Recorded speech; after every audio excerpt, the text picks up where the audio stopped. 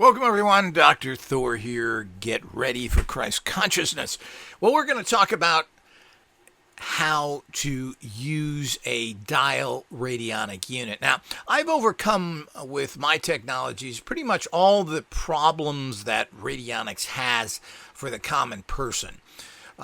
Dial units are something that has been used for some time, and a lot of people have this. They're still being sold, and there's a long discussion on what are the values of dialing in rates, etc. Well, they're not. You do need that energetic number that is dialed by a professional and use that.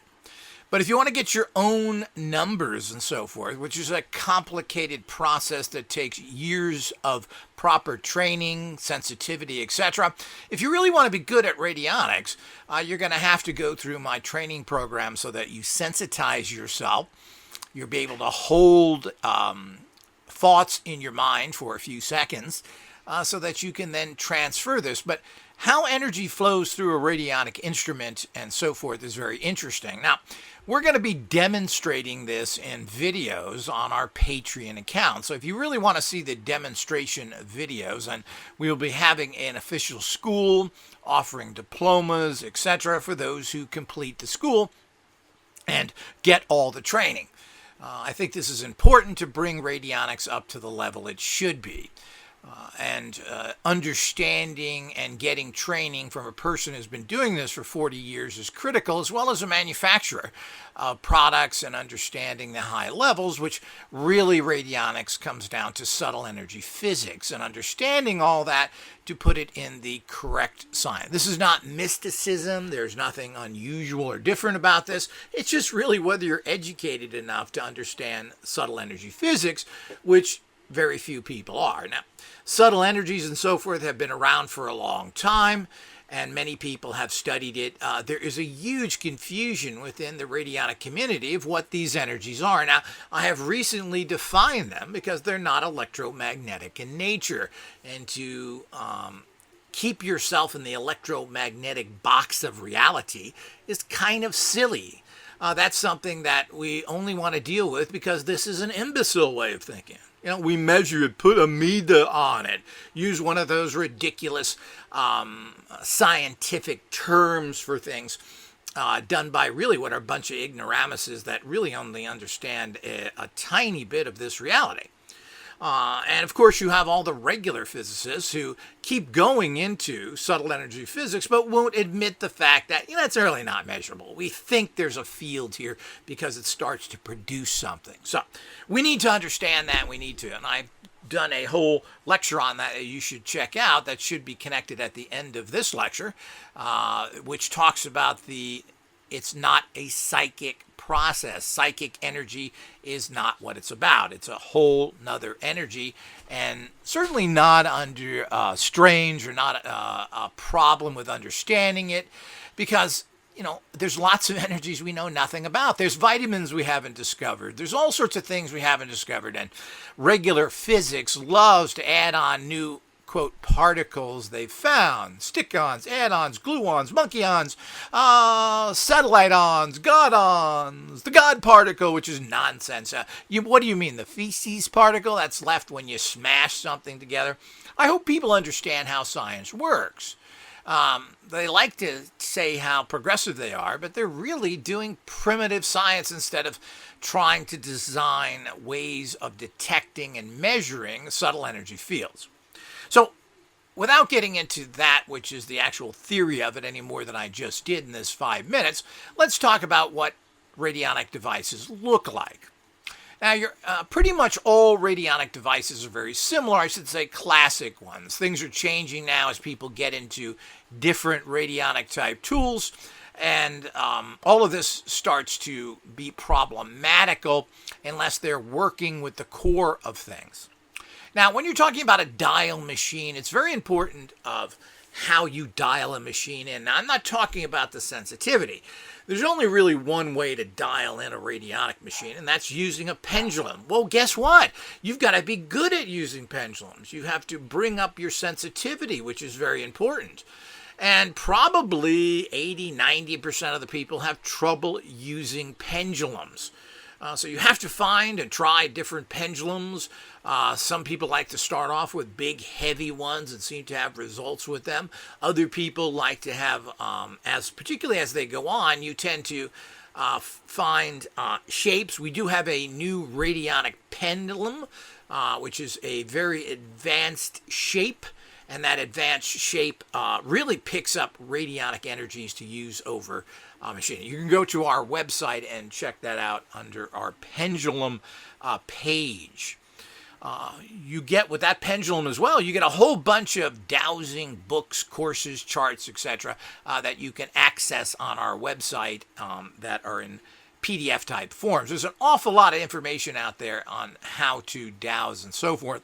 I will be coming up with my own course as well, a video course on this in the very near future. But if you buy any pendulums from us, you get all this information, which is probably worth several $100s, if not more.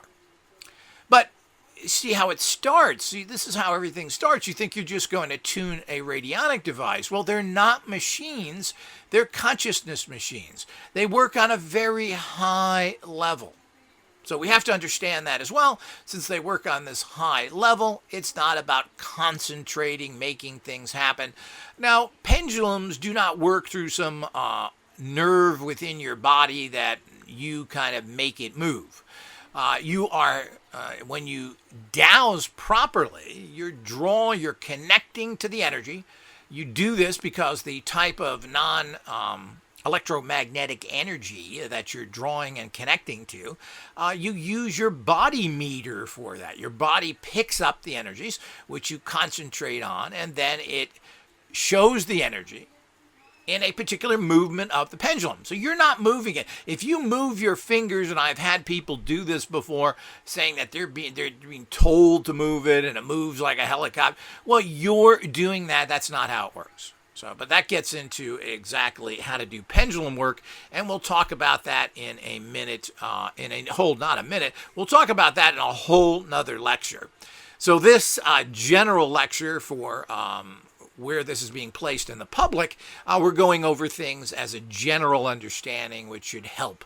But seeing things actually demonstrated is important and critical, because you're not going to really understand just from a verbal lecture. But this will give you kind of a ballpark understanding. Now, generally machines have two plates on them. A lot of people call these, and incorrectly, I like to simplify things so we also understand the technology. People call it the witness plate, where you put the witness you're trying to detect the energy from. Other ones call the other plate has been called trends, and so it doesn't make any sense. There's no such thing as trends in radionics. It's just absurd to call it. Basically, it's where the energy goes into the machine and where the energy goes out of the machine. This is also, many times, the out plate is called the rubbing plate. So you have the witness plate and the rubbing plate, and that makes a little more sense. Now, a lot of radionics has been tuned through the use of the rubbing technique, which has gone back a long period. And they do this so they can dial in rates very quickly and very inefficiently. So you put your witness on the witness plate, the in plate, and you rub your finger, usually can be fingers, your pointing finger of your right hand. Energy enters from the left and out the right. This has been verified scientifically. So you're taking your right hand and you're going back and forth over the rubbing plate. Usually these are square, they could be circles, but you're going back and forth. You're going left to right, right to left. You're going back and forth. You're rubbing it back and forth after you've placed something on the witness or in plate. So it's in and out. Energy goes in one plate and out the other. Now, when you get a machine from somebody and you're trying to obtain these numbers, you need to obtain these numbers by doing this process, but you have to know where your in plate and out plate is. The other thing that you need to know immediately, so do you know that? Have you seen what's going on there? I recommend everybody open up their machine as well to find out if anything is done right there. So the wires should go from the last dial, this could be anywhere from 3 to 50, So most machines now have a 9 dials, or your basic kind of factor that gives you a pretty good rate. More than that is extremely difficult to tune. Less than that is not really enough to get the energy going. So we've moved away from, in the past, and a lot of people are still doing 3-dial units. Well, that's not enough dialing. It just doesn't give you enough range to produce the kind of rates you need. But the whole idea is you have that in plate. And you got to make sure when you open your machine and look at it, is that in plate, and it should be either a witness plate, or they should tell you that that's where you're putting samples on. The wires should go from that plate to the first dial. And where is that first dial? You have to dial radionic instruments in a phase. You go from dial 1 to dial 2, etc. This means dial 1 is connected to 2. 2 is connected to 3. So you have this flow pattern, as I like to call it. And this flow pattern can vary dramatically. Even some of my old units, depending on who made these, the flow of the knobs, some are a little different than others. So you have to be careful with, if you're getting old equipment in particular, are these wires connected that way? So this is the flow pattern of energy, and you only dial a machine in the proper order, meaning 1, 2, 3, 4, 5, 6, 7, 8, 9, and this is how you dial it in. You dial it in order. You don't dial 1 and then 4 and then so forth. So you have to be careful because a lot of machines don't mark their dials. Some people have made machines, they don't even have numbers on them. And these are relatively popular. It's hard to believe that anybody could build a radionic machine and it doesn't have numbers on it. Now, a good radionic machine has numbers on the dials itself and then has a registration mark. So there's a mark which you then turn the dial and the numbers that are printed on the dial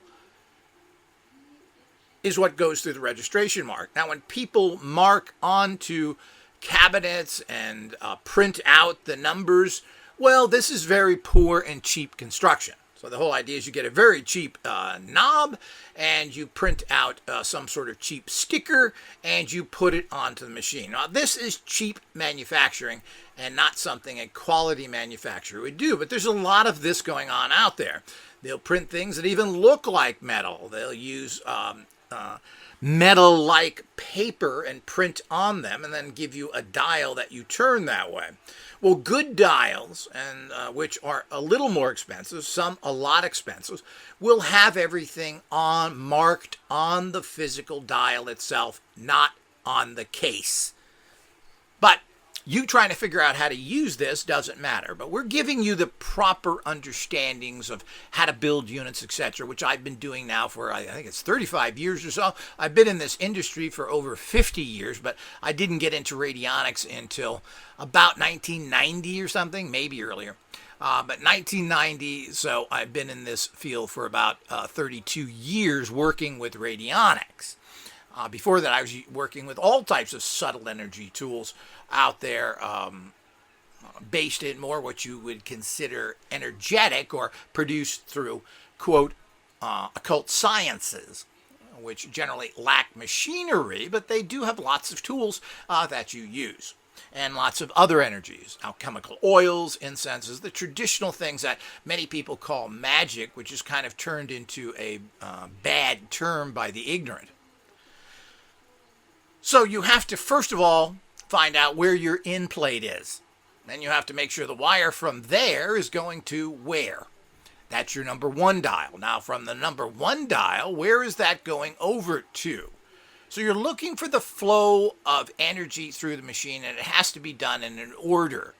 And you have to know that order. And as I said, a lot of people don't number their dials. I just recently got a prototype, and the person didn't number the dials.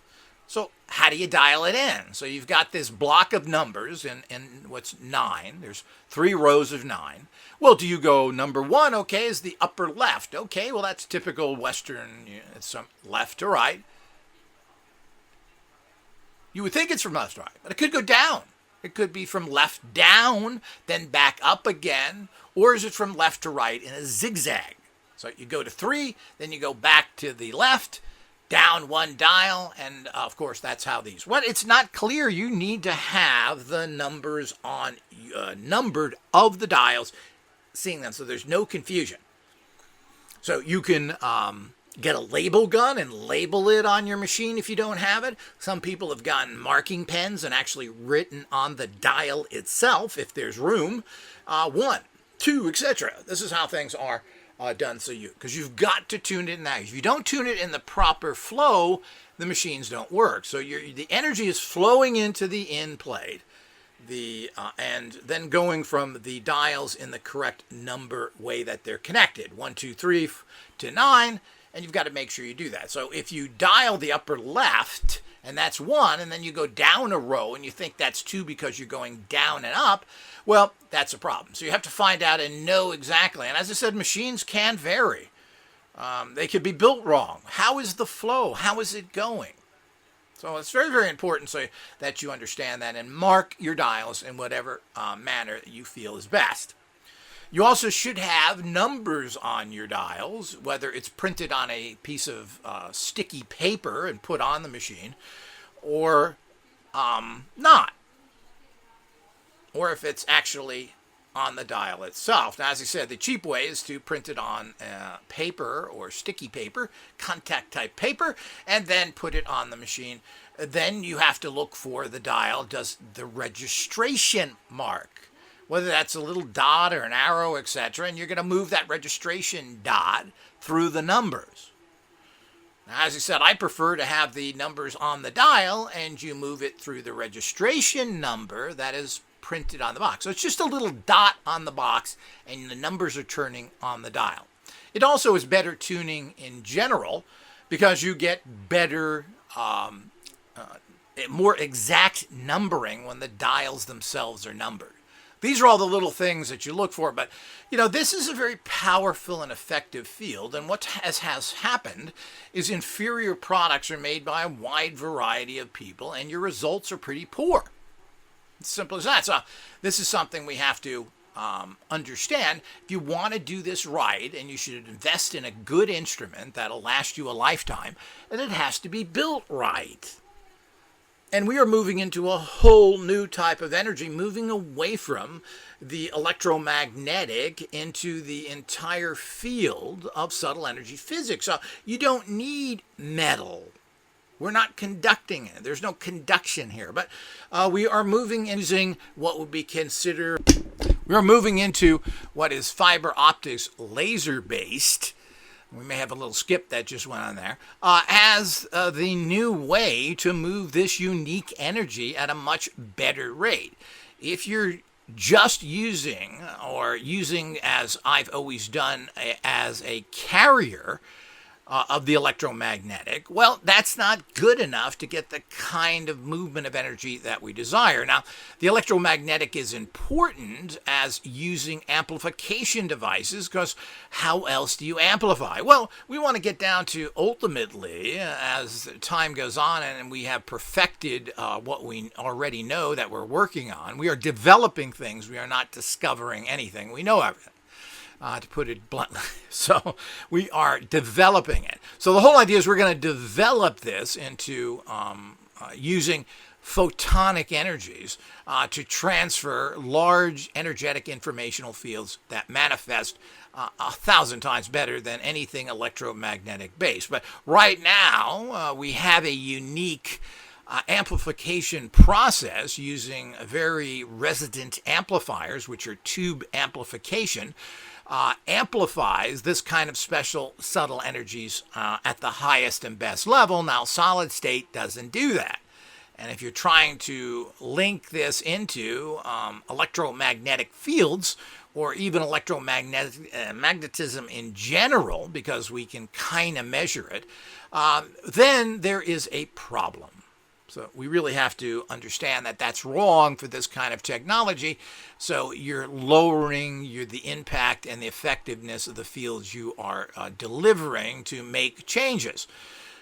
Obviously, it works. This technology has been done in the past, but we're not trying to just get results, which at many times are spotty and difficult. We're trying to bring this up to the high science that it truly is. So it's important to understand that. But that has nothing to do with some instrument you get from anybody else, and there are no of these new advanced units out quite yet. Those will be coming in the next few years. So what we have right now is, so you've got to have that flow. If you have jacks on your machine, which is certainly nice, in jacks and out jacks. That means you can flow energy into the unit. Well, those jacks should be leading, the in jack should be leading to the in plate or the first dial. The out jack should be leading to the out plate or the last dial, number 9. So that way you know how the energies, again, are flowing through the machine. You're not going to flow energy through the machine on an out jack because that's just going out to the plate. It's not going through the machine. So you would want to flow energy into the machine through the dials so that you can dial in this high level connection to this very special type of energy by putting it through the entire machine. Now, there's lots of things that people put in machines that are generally wrong as well. One of them, of course, is putting in any crystals. Crystals take on the energy. So there's a problem there. And if you have it, you're not trying to amplify using crystals unless you're using them as an amplification. Now, the problem with crystals is they store energy. So if you're storing all this energy you're using all the time and they're never cleansed out, then you have a problem. Crystals would be good if you can cleanse them out each time before using your unit, and you should be cleansing your unit as well anyway. And we'll talk about some of that in a later lecture. But the first thing you want to do is that. What exactly is the dials on your unit? How does the energy flow through the dials? Where is one and where is all the rest of the dials?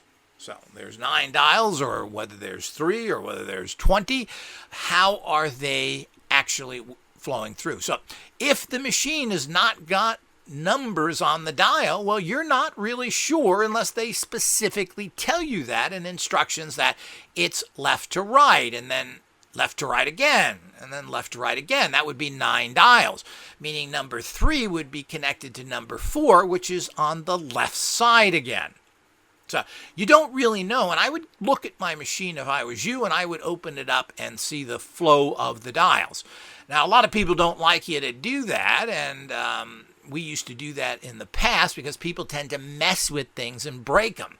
But there are no secrets here. The real secrets is how you amplify things, not the dialing process. Now, you can add a lot into the dialing process by using different electrical components, stones, all sorts of things you can put in there between the dials, attached to the dials, tachyons, etc. All sorts of things that you can put on each dial if you want to, or I should say on each potentiometer, because the dials are connected to usually what are potentiometers in modern times. They used to be tunable capacitors, which are quite different. Now, tunable capacitors in general are very expensive and very large, even though there are smaller types, I guess, somewhere. And people think that tunable capacitors, which is what Hieronymus used, has greater value over potentiometers. Well, that has yet to be proven and certainly can be debated, and something that needs to be tested if one is putting out more than the other. If one is putting out more than the other, Hieronymus had a fairly long history of producing pretty good results, and he lived to be a ripe old age. Most other people did. Now, was that genetics on his part, or was it the fact that his machines helped him?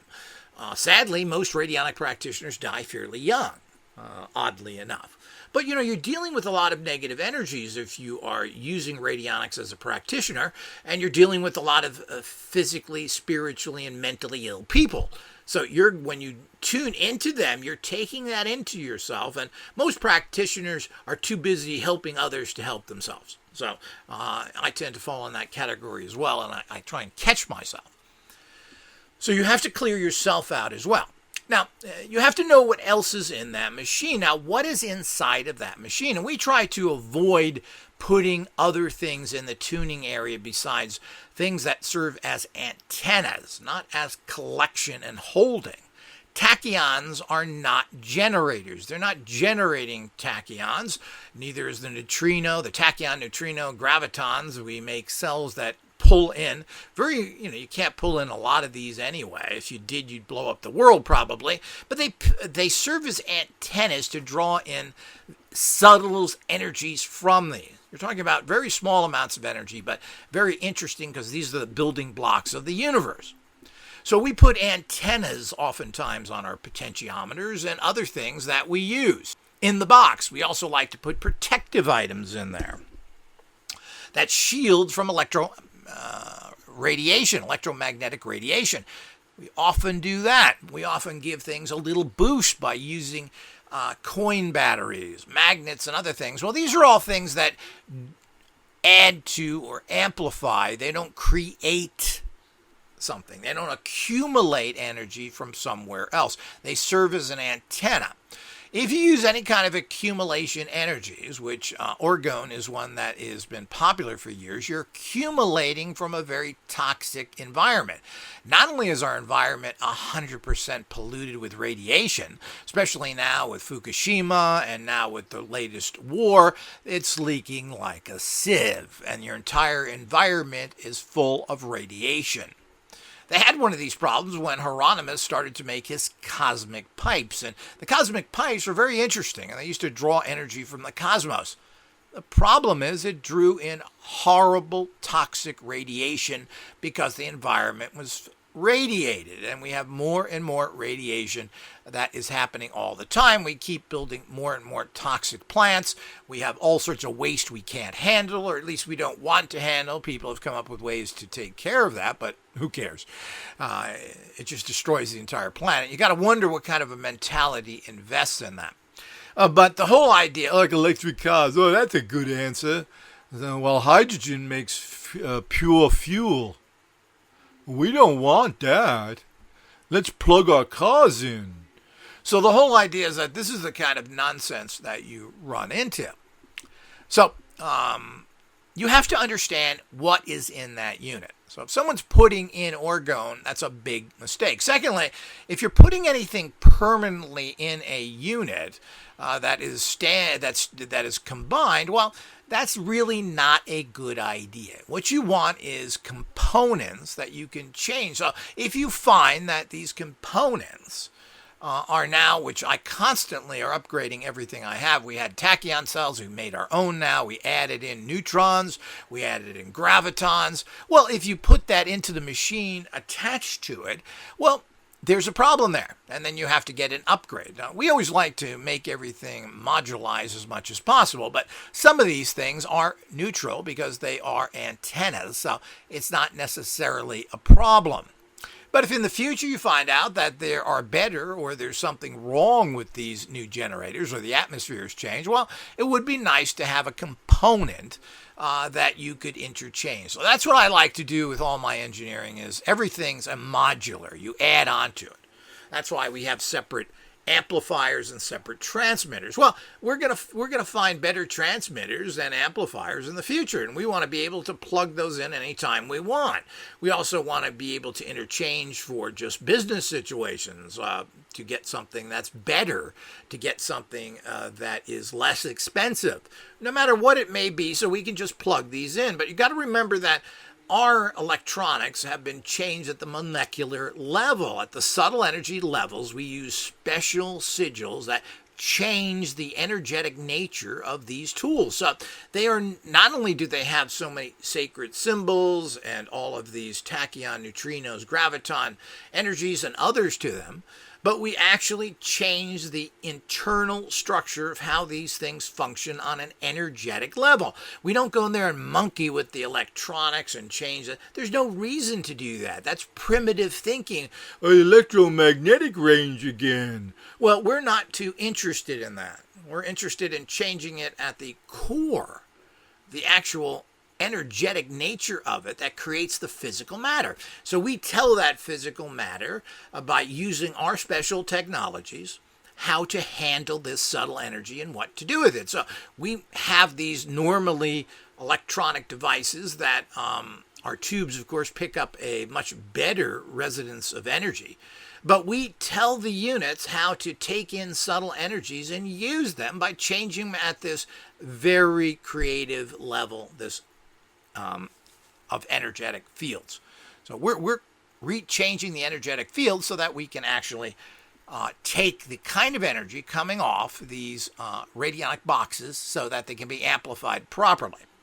So certain things are okay inside the boxes, but the bottom line is that having an input and an output of modular empowerments, which are the latest and greatest, is the way to go.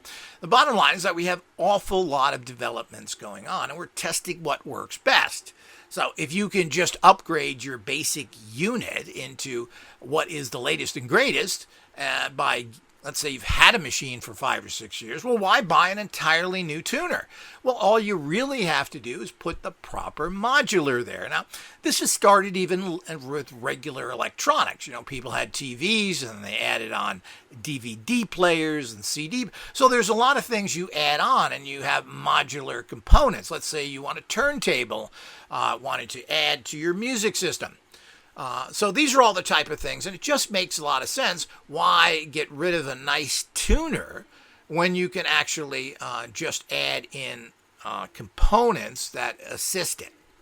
Now, that's what we do, of course. No one else does that. They're going to build it in there, and they're going to build it in there poorly. This means you're stuck with that technology, whether it turns out to be toxic or not. And it's going to be difficult to remove something like that. And of course, that's the case with this fancy-dancy orgone, which is a fascinating energy in its original way from Wilhelm Reich, who found this orgone and used ways of actually condensing it. He accumulates orgone through these levels of very simple materials. Steel wool and wool apparently worked very well. And he used to go up to 100, 200 layers of these, creating this very unique energy, or drawing the energy in or accumulating it from the atmosphere. Very dangerous. Well, it was okay in the 50s, but certainly is not okay now because we live in a sewer. So now your sewer is inside of your machine. Does that make much sense? Many people I've talked to have gotten ill from using these types of devices. Not a good idea. If you like that, use that addition it. And make sure you check that the energy coming off of this using pendulums and other sensors is that this kind of orgone is healthy. Now, the bottom line is that most orgone is so weak that it doesn't really affect you. So use one of these little pyramids and all the stuff that Reich said not to use, like copper and so many other things. He wasn't stupid. If that worked, he would have used it himself. He told specifically, don't use copper. Yet a lot of people put BBs and other things in these funny little pyramids, and they do actually nothing. I do find them very attractive, but they're putting off a tiny bit of energy. And of course, if it is even drawing orgone to it, it is going to be such a minute amount, it's not going to do anything. But if it's built into your machine, you have a real problem. This is going to affect your entire machine, and you can't turn it off. So these are the minuses with having that. But anybody who's using orgone in any way, you should not use that inside of your machine. As I said, if you want to buy pyramids or other things, well, that's fine. But this orgone is something that you can remove and so forth. The point is, none of that makes any sense whatsoever, and there's nothing over it. And drawing in orgone, which is just a very primitive earth energy, polluted highly, is a very poor way of doing things. If you want to stabilize really good chi and prana, you get yourself one of our high-level 7.8 hertz tube-based broadcasting units. And this broadcasts that energy all around you, which is very life-sustaining. Orgone has not been, in terms of Reich, has not been figured out to be this, quote, earth energy environment, which is very important for manifestations and for well-being. Astronauts, when they come back, are disoriented because they've been out of this 7.8 Hertzian field, which is the manifesting and stable. But if you're having trouble in your life, you have negativity around you, well, if you have one of these very advanced tube amps, which put out a pure resonance, everyone loves these and they work really well for you. If you get a regular generator, 8 Hertz, 7.8 Hertz, generator, solid state, there's no tube in it, while they do put out this energy, it is not even close to being effective of what a tube amp does. So you have to understand the subtle energy physics of it. So when you're doing all this stuff, to recap here, you need to find out where the energy is going into your unit. This is the in plate, otherwise known oftentimes as the witness. Your out plate, which is your rubbing plate, is where all the energies go out. And this is where you detect. As you turn the dial, you hold your pendulum over the out plate, turn your dial, and this is where you detect and define the energy going through that unit. Once you dial in dial 1, you go to dial 2, and you do the exact same process, holding your pendulum over the rubbing plate, the out plate, and turning the dial slowly. Now, generally, you tell the pendulum that you only react in a clockwise spin, meaning yes, when you hit the right energy. If you have yes and no on every number of the dial, this is fatiguing and wasteful. So this is a technique of being a proper dowser for particularly radionics. You have to know what you're doing. This is a different type of dowsing than other dowsings. I just read an article by somebody online, and he says it's the difference. It's backwards. Yes is counterclockwise. Well, we're talking about energetic fields here, and clockwise and counterclockwise is very important. I'll cover that in a different lecture. So, but the whole idea is when you reach the correct number, so you're turning the dial, is 1 the correct, and you say this to yourself, is 1 the correct number? Is 2 the correct number? And you keep going up the dial slowly, and when you do this enough, like I can feel it, I can feel an actual tension in my muscle that I'm getting close to it. So my muscle tends to contract, and I've trained it to do that, when I get close to that, and then you start getting this clockwise spin. And that means what? So if you get to number 4 and you get a clockwise spin, and this can be big or small, don't be looking for helicopters. The only time things spin like helicopters, if you are in a helicopter. Generally, pendulums don't do that, even though if you hit something with super high energies, I've had certain items that will spin like a helicopter. But this is relatively rare. When you're dialing in radionic instruments, you're getting a spin. And usually it's small, and you don't want to spend a lot of time. So if something starts spinning clockwise, you don't want it to build up in power by sitting there for a half an hour letting them do it. You want to move on as soon as possible. These kind of tunings are very draining to your core energies. So once you reach that number, then you go on to the next. So if that was dial 2, you go to dial 3, and then you do the same process holding. Now, the so-called rubbing method and the rubbing plate, as I've mentioned, this was a metal plate that was covered with what you would consider rubber. A lot of people make their plates out of plastic now because you have that kind of drag on there. It used to be metal with a rubber type sheet over it to speak of. It was very thin, similar to, I guess, what would you call it, a glove? And you would stretch that over the plate, and this was pure rubber. Well, and then you would rub your finger back and forth. As I said, a lot of people now use plastic because you get a certain amount. But the problem with rubbing is you're looking for a stick. Now, a stick is when your fingers or finger, you can use 1 finger, 2 fingers, 3 fingers, whatever you feel comfortable. A stick is when you're turning the dial and you're going back and forth. You're going left to right, right to left. You're going back and forth across that, quote, rubbing plate. And you're supposed to feel some sort of grabbing.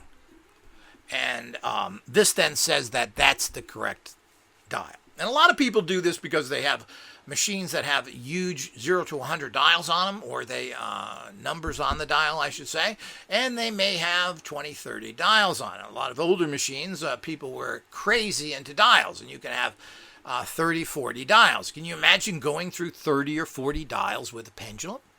Well, it take a lot of time and it's going to fatigue you to a high level. So people went back and forth and they're just trying to feel this stick. Now, I don't like that method. I think it's very inexact. And it takes a lot of skill. What is a stick? What is not a stick? People say that, I heard one person saying, well, I train this method to everybody, and people get it within 10 or 15 minutes. They do? I don't think so. And there's no way of proving it. How do you prove that that's a stick? One of the problems is that it's very difficult to get the same kind of rate. So if I give you the same product that someone else has, well, the rates may be similar, but there isn't an exact rate. Let's say I give everybody a tiny little bottle of salt. Will everybody get the same rate? Well, this is the problem and why this stuff becomes pseudoscience, is that the vibrational energy of that changes constantly. So when you get rates for it, well, there may be 1,000,000 rates for salt, but it is a rate for salt and nothing else. So it's a complicated issue, which we'll get into in other lectures as well. But the stick method is very inexact. Was that a stick? Oh, yeah, I grabbed a little. I'm tired, so I better grab here. What does all this mean? It becomes a big mishmash of not. There's no question. If you have a pendulum and it's swinging clockwise for yes, that it is clockwise. If you don't know what the spin is, well, you wait longer to make sure you know exactly which direction it is spinning in. So is it going clockwise or not? And of course, that's why you don't ask for counterclockwise for no. You don't want dial number 1 when you're on 2 to say no.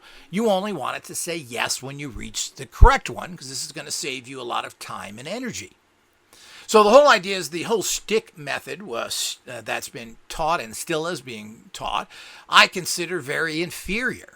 And it's not something you want to do. Now, you also don't need to have so many dials. And when you start getting into huge amounts of dials and you're on 0 to 100 on the dial, well, these are really for professionals. I used to make dials, machines with dials like that. There's special dials that have 0 to 100 on them. They're very hard to read. And they're hard to use for the average person. So I pretty much stopped doing that. I only put 0 to 100 dials on professional machines. These are for people that want it. And there's tricks of how to use those dials as well. There's a simplified method which is taught in my school. But the point is that that's how you tune a machine. But that you have to be holding or rubbing the rub plate, which is your exit or out plate. It's as simple as that. That's also where the energy comes out. So if you tuned into a particular person, you would, or substance, the photograph of the person that you're sending energy to goes on the out plate, generally with the face down of a photograph. And as usual, the best type of witnesses to use are Polaroid type cameras, particularly the one that is offered through this organization. We bring in huge amounts of subtle energies. We change the structure, the internal of the camera, but we put a lot of tachyons and anti-radiation, all the things to get a perfect energetic field when you use our particular Polaroid type cameras. But Polaroid cameras have a chemical that develops the picture.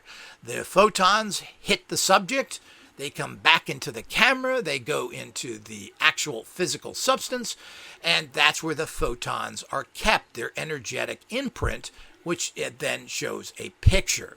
So there is something there. Digital does not do that. Digital is inferior. Digital does pick up a certain amount of energy, but it is minute compared to using these other things. So we're not looking for pretty pictures. We're not trying to make your life convenient. I'll print it from my phone or off my computer, and I'll use high resolution. Well, it doesn't work as well. I don't care what you do. So there are some advanced practitioners who claim a lot of things in these areas, and maybe that, but those are for professionals anyway. The average person, these cameras are not that expensive. They last for your life. Even the film is about 50 cents a shot, I guess, when you buy it over the counter, and they make Polaroid film now all the time. Fuji sells a lot of Polaroids, surprisingly enough, and there's all sorts of variations of this, and the film is readily available all over the world. So, and has been for many, many years, probably 30 years now. And it's getting bigger. And there's even people making Polaroid cameras that are better and better with better lenses and everything else and big film. So there's Polaroids in their technology the film itself doesn't seem to have changed much. The cameras have changed radically from the original ones, which put out mediocre, and still they're kind of mediocre, but there are other people that make all sorts of things. You can get little glass lenses in them. As I said, you can get things that are huge. You want to take pictures of graveyards? Get yourself one of these large cameras. See if you can pick up these energies, and you will pick them up much better. Sometimes 35 millimeters do this, but that also is a film process because 35 millimeters are developed using chemicals and is a non-digital process, and oftentimes those work, but who wants to bother with that? Get yourself a nice Polaroid, particularly the ones that we offer, and this is well worth it. If you're serious, that's what you need to do. If you're not putting in, or the energy going out of this machine is not going into a strong witness of yourself, well, then again, this is all chopping down subtle energies, which are already subtle. You keep whittling away at that, you're getting a very weak energetic field. So it's important to use that, and I will go into that as a separate issue as well. But the bottom line is that's what you're doing here. So first thing you want to know is, how does the energy flow through you? Where is the in plate? Where does the in plate go to? Which dial first? Where does it go from the first dial all the way through the machine? So you should know the entire flow of each dial. Is it left to right and then again left to right? You go down a row, left to right, or is it up or down? So you go from the number 1 dial, and then right underneath that is 2, underneath that is 3, and then you go up to the top again. Or do you go over, is number 4 a different one? And I've made machines in all sorts of different ways. And of course, they've been manufactured in different ways depending for what reasons at that time. So, and then you got to know where the energy goes out. Does it have a in jack and an out jack, and are those going to the right places? What else is in that machine, particularly if it's going to be generating a particular type of energy? If it's accumulating energies, then you have a problem there, because it's accumulating what? And where is that energy accumulating from? As I said, I prefer antennas that are picking up the energy out of the atmosphere and just kind of flowing it through your machine. It's not storing it in there. It's not accumulating it per se. It works as an antenna. And it has to make sure that you're using high-level energies. Tachyons, neutrons, gravitons. Well, these are all high-level energies that don't bring with them bad energies that accumulate onto them. A lot of energies that accumulate, you're accumulating toxins. Be very careful. So you got to understand whether your machine is hooked up correctly. Are your dials numbered? I mean, 1, 2, etc. Not just the numbers on them. I already went through that, but which is 1, which is 2, and you should number them if they're not. So you know the flow of it and don't make a mistake. If you dial a machine out of order, well, you're wasting your time. The energy flow doesn't go through it. The other thing, as I've always talked about, it's all about amplification, people. These are subtle energies. You're putting in this very high level energy that is coming from, depending on what you're drawing into it and what you're putting on your machine. But these are very high level consciousness energies that are not in the electromagnetic spectrum. So that's what's going. So amplification through special amps and through special processes are critical. And this is overlooked, which is the reason why Radionics at this particular stage, with no breakthroughs, pretty much ever, is still at the same place it's always been, and nobody even understands this energy or even wants to bother to understand it. They keep doing practices that were developed 40, 50 years ago that may have worked because actually the pollution was less in terms of the electromagnetic pollution, and in general the interferences with these kind of pseudo-electromagnetic energies that they were using in the past worked a little better. But it was still a psychic process, and there's no electrical aspect to this whatsoever. No common, no electromagnetics, there's nothing to that. Now, people use things as this electromagnetic flow because people are thinking there's something there, and there is a slight electromagnetic factor to the human body and thoughts, but it's very weak, and that's not really how anything works. Things work in a bizarre fashion and through basically, it's not really a new energy, but it's something that I have just defined recently, which people seem to be flabbergasted about. They don't quite understand these energies that are out there, so they call it a bunch of nonsense. The nonsense of psychic energy. Well, psychic is what? Well, psychic is put down. So everything's put down by people in power that want to keep you a bozo and under their control. And what does that ultimately mean? A big fat paycheck for them because they're the experts. The doctors, the lawyers that use their cute little Latin language and everything else to clarify what they're doing. This is all part of putting money in their pocket. It certainly doesn't help the, quote, customer or the people trying to understand it if you're using foreign terms. And they don't want you to be able to take care of yourself. They want you to come to their office, spend a fortune for 2 minutes of his time. This is how it works with everything. So that's the thing that we need to fight against. So understanding all this is critical, and also understanding, well, how do you amplify it? What are you trying to do? What does this unique type of energy, how does it work? How does it flow? And how does it interact with other matter? Whether this is subtle energy matter, informational energetic fields, or whether it's interacting with physical matter to create a change. So how does all this work? And it's very important, because if you don't understand this, or at least if the engineer making the machines don't understand this, then you're going to have a pretty weak device. And that's exactly what most people have. They have these very weak devices that are very poorly put together and constructed, where they're trying to put together some sort of electrical device when it has absolutely nothing to do with that. And the more we stay away from that, the better.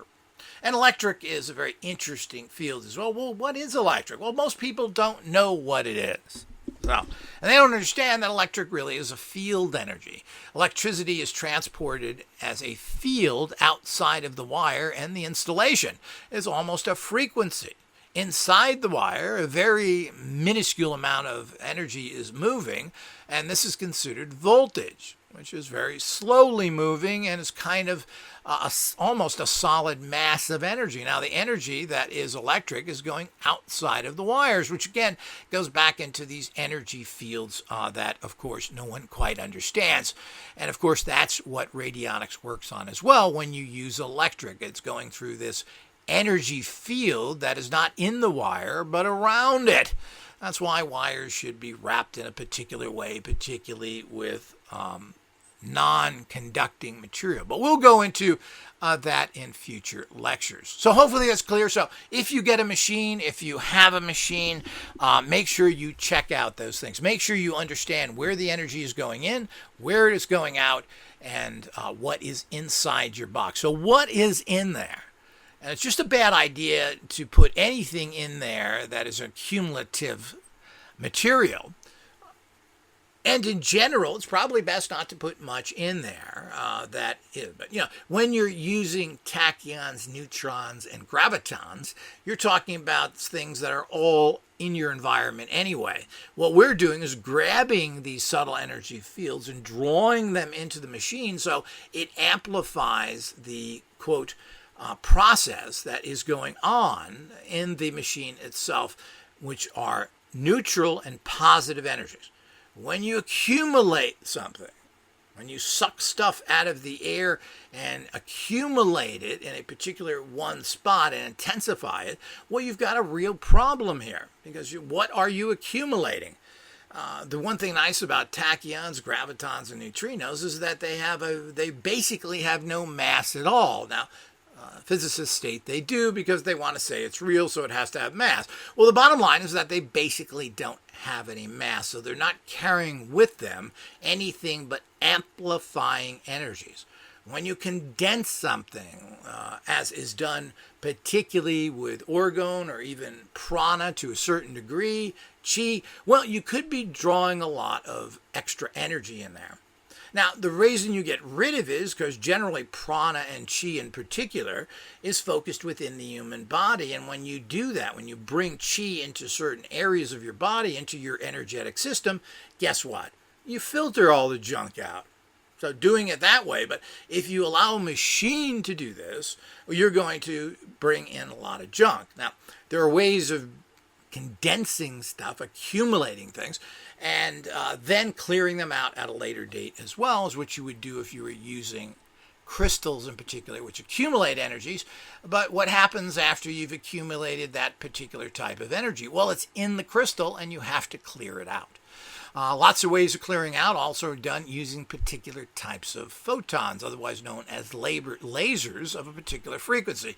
Here again, we will cover that in the future. Hopefully this has been relatively clear, and even though you cannot see the visual, and remember, our visual courses will all be on Patreon. Support this organization so that we can develop our products to the highest possible level. Remember, we're not researching. Make sure you like this video. Make sure you subscribe.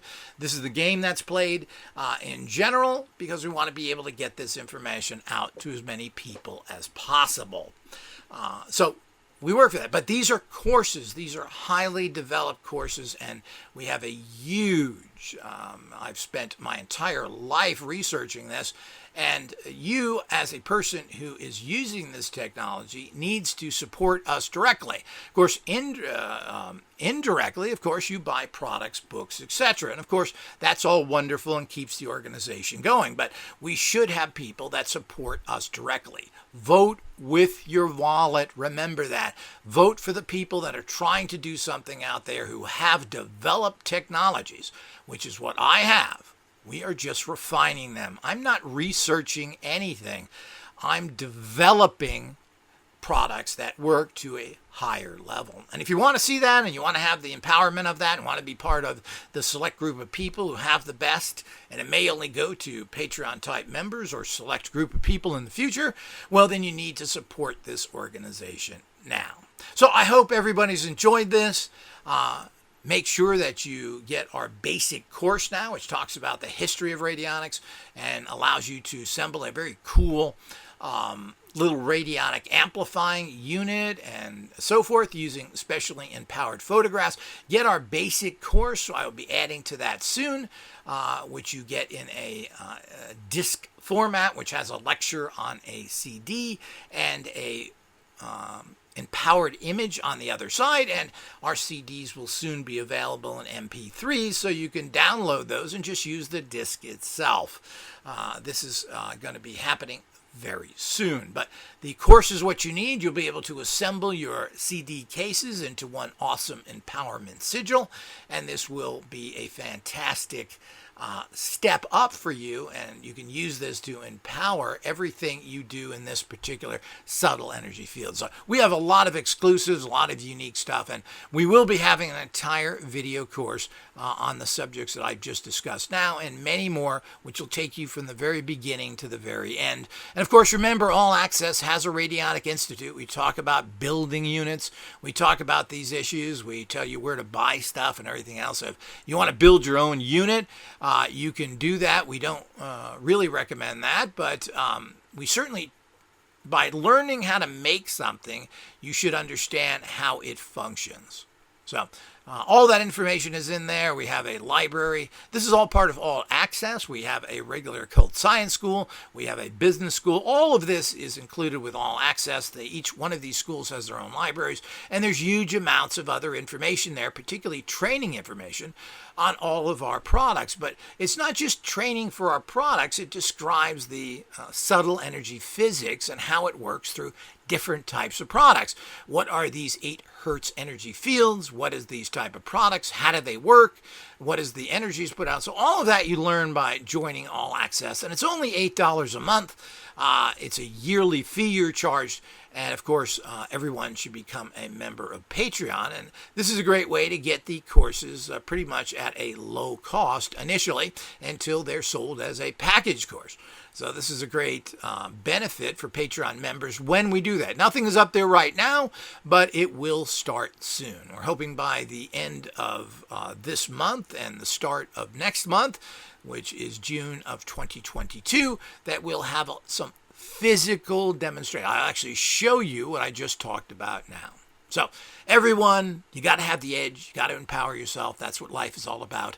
If you got the edge, if you empower what you're doing, you're going to be successful. Don't think that just education and money will do it.